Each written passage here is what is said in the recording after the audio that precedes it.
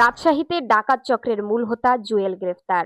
বিস্তারিত থাকছে রাজশাহী থেকে লিয়াকত হোসেনের প্রতিবেদনে। দিন ধরে তিনি ডাকাতি করতেন এবং কালকে যে ডাকাতির রাজশাহীর তানোর উপজেলা থেকে র‍্যাব-৫ এর অভিযানে আন্তঃজেলা ডাকাত চক্রের মূল হোতা জসিমউদ্দিন জুয়েল ওরফে মালু গ্রেফতার।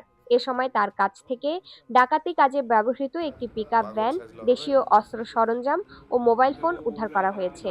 র‍্যাব জানায়, গোপন সংবাদের ভিত্তিতে রাজশাহী থানোর উপজেলার কচুয়া নামপাড়া এলাকার ইয়ার উদ্দিনের বসতবাড়িতে অভিযান চালিয়ে জুয়েলকে গ্রেফতার করা হয়। জুয়েল বগুড়ার সোনাতলা থানার কুশারধোপ গ্রামের বুলুর ছেলে।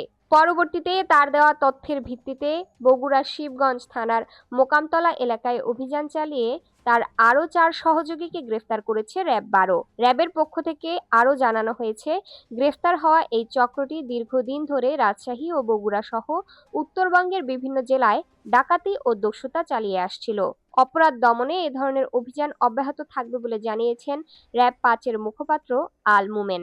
এবং আমরা আমাদের সর্বোচ্চ পেশাদারিত্ব এবং আমাদের সর্বোচ্চ চেষ্টা দিয়ে আমাদের বাংলাদেশকে যেন মাদক মুক্ত এবং সন্ত্রাস বিরোধী করতে পারি, এই ধরনের কার্যক্রম পরিচালনা করে আসছি। আপনারা ইতিমধ্যে অবগত হয়েছেন যে আমরা আজকে সকালবেলা এই সংঘবদ্ধ ডাকাত দলের ডাকাত সর্দার এবং শীর্ষ সন্ত্রাসী বা ডাকাত মোহাম্মদ জসিমউদ্দিন জুয়েলকে গ্রেফতার করতে সক্ষম হয়। মূলত আমরা অপারেশনটা শুরু করি গতকাল থেকে।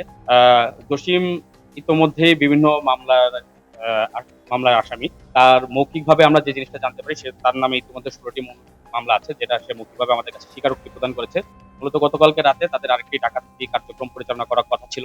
বগুড়া থেকে তার ডাকাত দলের কিছু সদস্য এবং রাজশাহী থেকে তার ডাকাত দলের কিছু সদস্য একত্রিত হয়ে গতকালকে রাতে তারা ডাকাতি কার্যক্রম পরিচালনার সিদ্ধান্ত নিয়েছে।